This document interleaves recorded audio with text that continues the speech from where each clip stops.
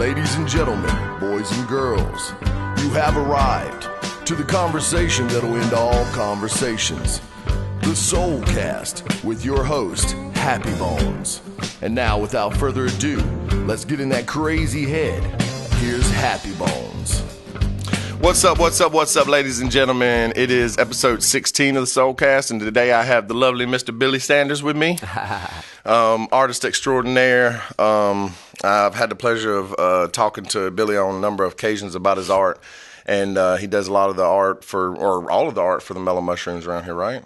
Well, just not all of it, yeah, but I do. Most of the paintings are mine. A lot of their signs and even the back door. It's a really unique style, and I really enjoy it. And you can. It's one of those styles that the minute you see it, you're like, that's got to be a Billy S. right there. I appreciate that. That's nice. I enjoy it. He also is a musician, local musician, and just an all around awesome dude. Real nice guy. Works with us sometimes at the arena. And it's always a pleasure to see him whenever he walks in the door. Yeah, that's always fun over there. Yeah, I love doing that work, man. How long have you been doing that? Well, what's funny is years ago I worked on the other crew, the I guess what they call it, not the setup crew for the shows, but the other crew at the back when it was the Civic Center, right? Augusta, Richmond County, and so yeah, I did that for several years, and I really just did it so I could get backstage and stuff like that. Right. And I just like I was sweeping or something. Yeah. Just walk right there. Hey, what's up? And so that worked out a few times. And even Van Halen, when they played here, I was able to kind of get right back there where they were. Oh, that's what's up. David Lee Roth walked by me when they were there. Yeah.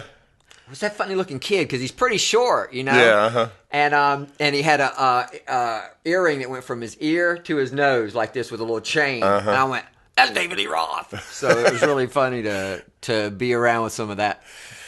Prince played here. What? No way. We were setting up the barrier when they were doing the sound check. And it was really interesting that Dr. Fink was his keyboard player at the time. I think that was his name. Mm-hmm. And he said, no, man, it's an A minor 7/9 or something like that. And he goes up there and plays it for the guy. And then the guy goes, oh, okay. And then he went back.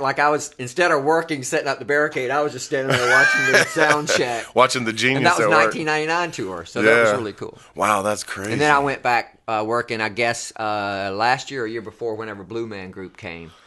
And that was just me wanting to see the show. And Bruce said, hey, man, I can get you in. Right.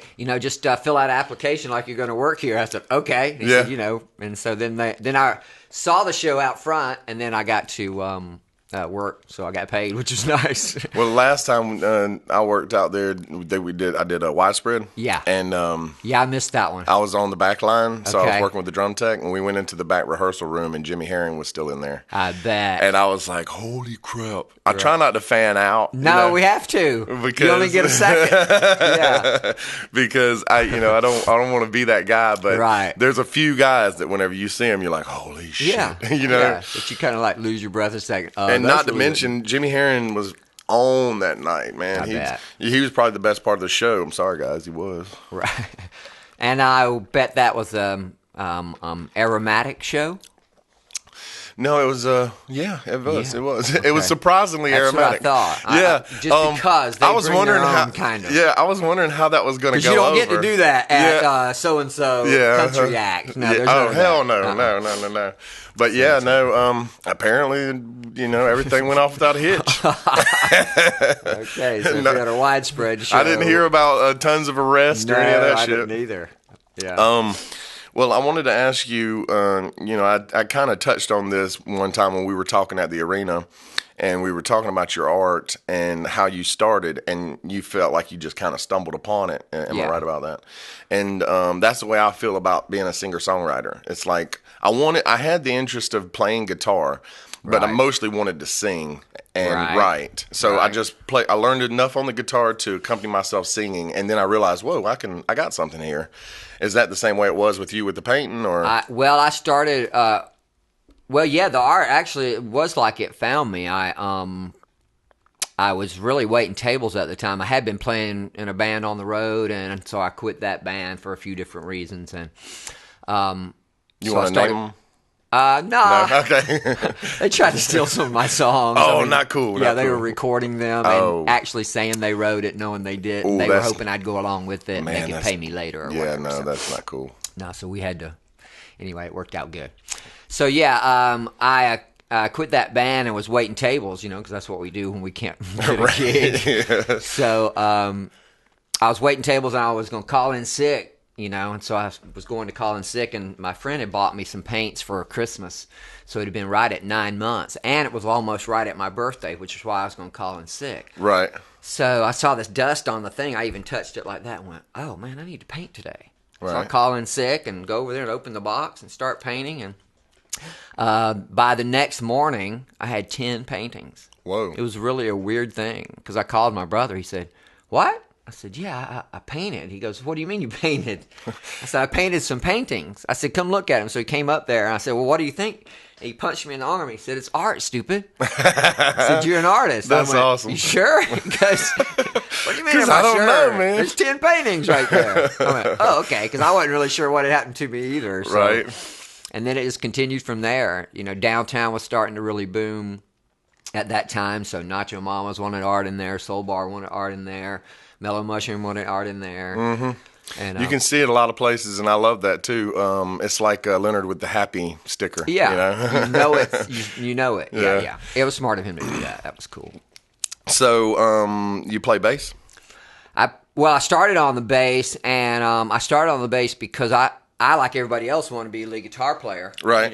Get all the girls. What I learned was the bass player actually gets all the girls because there's less competition too. Right. It seems Yeah. like. But anyway, I started playing bass, but the thing is, the first day I got home with my bass, I didn't even know the notes I was playing, which happened to be just G and A on the top string. Right. I was playing 2 notes and wrote a song. I mean, in the 5 minutes that I got home, I put it over my neck like this with no amp or nothing, and I just started writing these lyrics.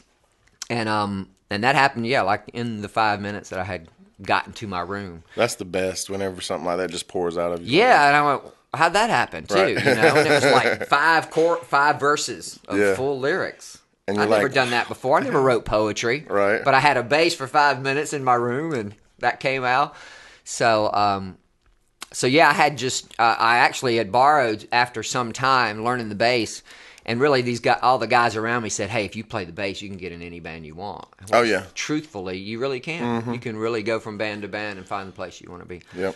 And so that was good for me. I got to play a lot of different types of music, but I started playing guitar because I was writing so many songs.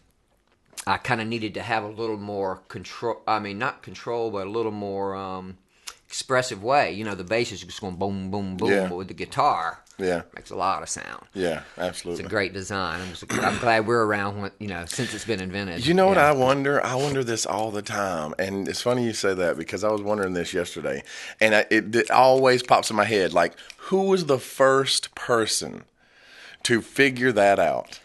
Like, I just don't, because it seems so genius and so, it's simple, but it's so genius. And it's like, well, and it seems too like there was a void there for all of history. There was no guitar. People don't really realize there was no guitar then. 400 years ago or so. Yeah. And so for us to have it, and it's such an expressive thing, and I often teach guitar, and I've talked to almost any kind of person, boy, girl, old man, whatever. Yeah. And everybody finds a way to express themselves, and the slightest chord can blow their mind, and that's such a cool thing. And I mean, just a little bit. I said the other day, I can't remember what guest it was I was talking to, but I told him, I was like, if we randomly went out into the street and we grabbed 1,000 people randomly, maybe 10 of them might know how to play guitar fluidly, maybe. And then you give those 10 people G, C, and D, and you say, go off in the corner and write. All of them is going to come back with something different. Right. And that's so beautiful because they're working with the same exact tools, the same notes and everything. I tell people you got 7 chords, A, B, C, D, F, G. There's some spaces in between. Usually you're going to put a capo on it if you try to play one of them. So that sells it too, So you can, if you get A, B, C, D, F, G, you really can go. And it's so cool that everybody can do their own thing on there, and again, just that GCD can be so expressive. Yeah, for absolutely. whatever kind of person you are. Absolutely. Yeah. Whenever I first learned how to play, I went to my dad and I said, "Look, Dad, I can play G, C, and D in time." And he was like, "Now you know a million songs." And I was like, "What?" Right. Yeah. I had a student the other day go, "It's GCD again?" I said, "They're all GCD. They're all."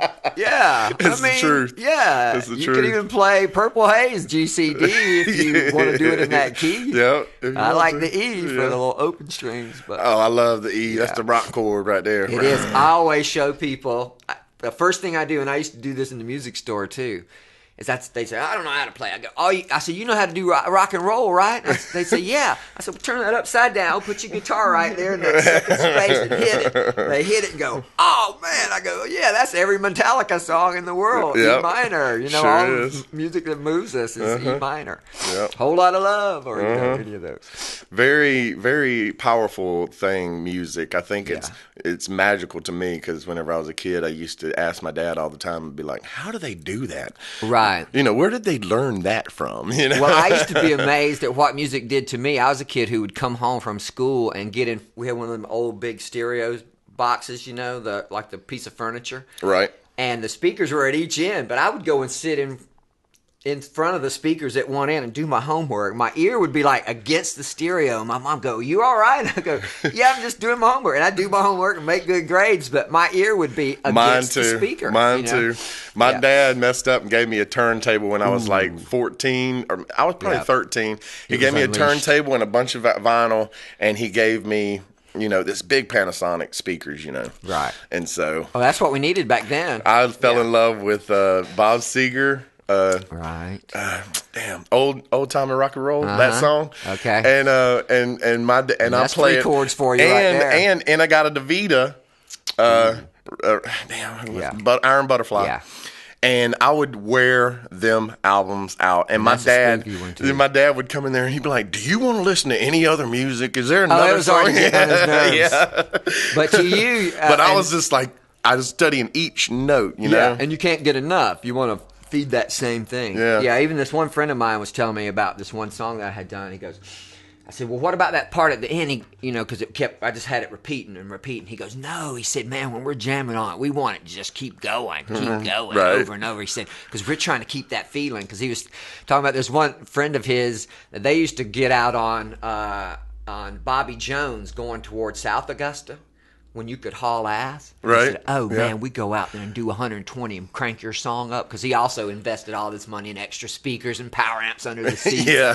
He said, "We go out there, man," he said, "really, we're doing 120 on that, heading that way. And we got your song jamming and we just all the way on." I said, "Man, you really might not should go that fast with my song playing. I don't want to end up in court. Yeah. It's like, your song influenced them to do 120 miles an hour. Right. And it was repeating over and over again. Oh, man. We were hypnotized. Well, we're going to take a short break, and I am going to let you guys listen to one of my favorite local musicians, Mr. Philip Lee. And he recorded this video here in Greenlight Studios a few weeks back and gave me permission to show you guys. So y'all enjoy it, and we'll be right back.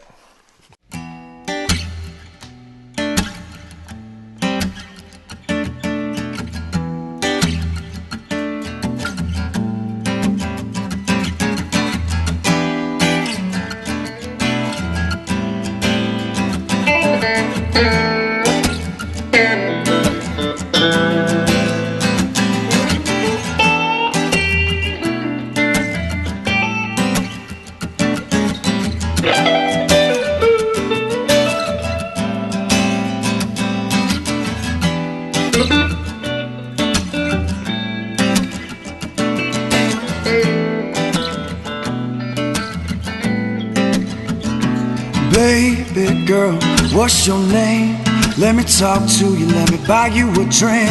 I'm T-Pain, you know me. Convict music, now be we. I know the club closes at 3. What's the chance of you rolling with me back to the crib? Show you how I live. Let's get drunk, forget we did. I'ma buy you up. Oh. I'ma take you home with me. Money in the bed. What you think about that? Find me in the gray Cadillac. We in the bed like, oh.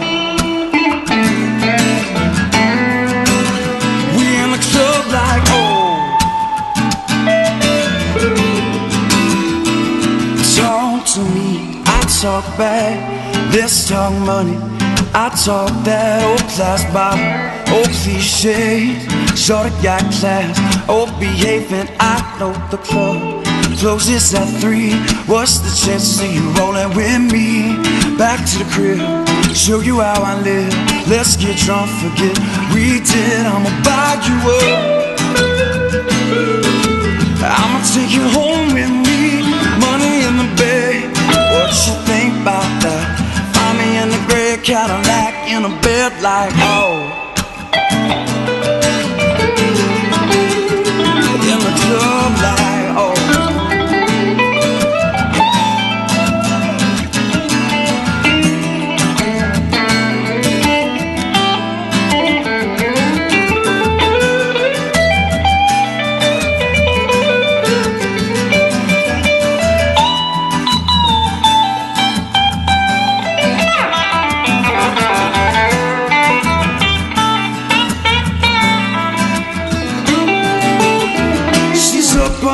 To get stoned, I'm up all night to get lucky. She's up all night to get stoned, I'm up all night to get lucky.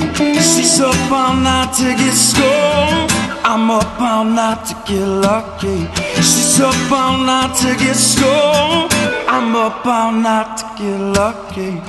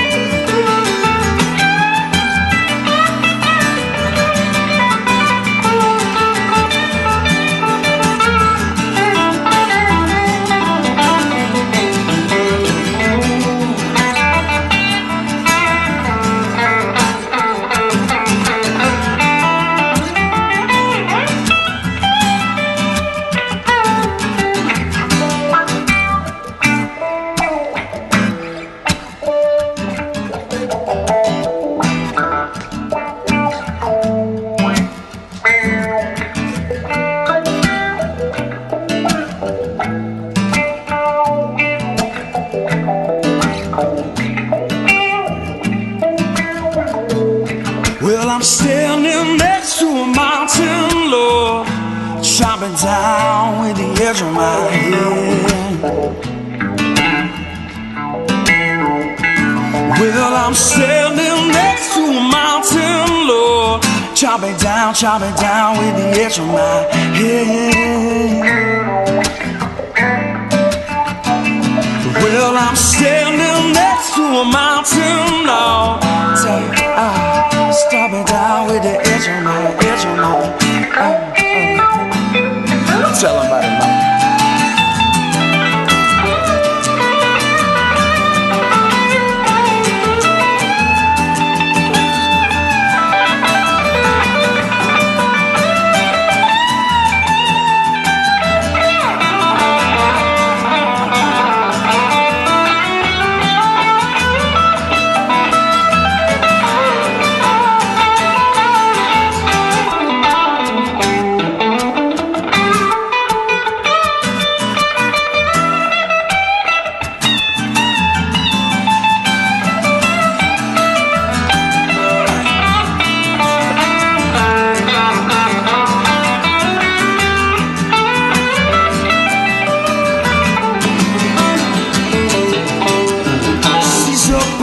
To get stoned, I'm up all night to get lucky. She's up all night to get stoned, I'm up all night to get lucky.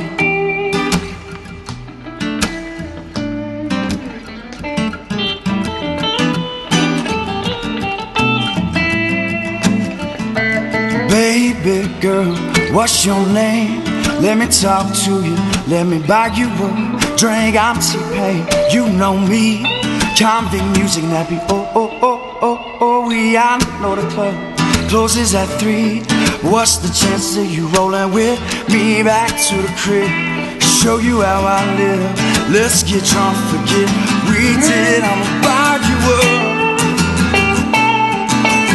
I'ma I'll take you home with me. I got money in the bank. What you think about that? Find me in a gray Cadillac in a bed like oh, oh, oh.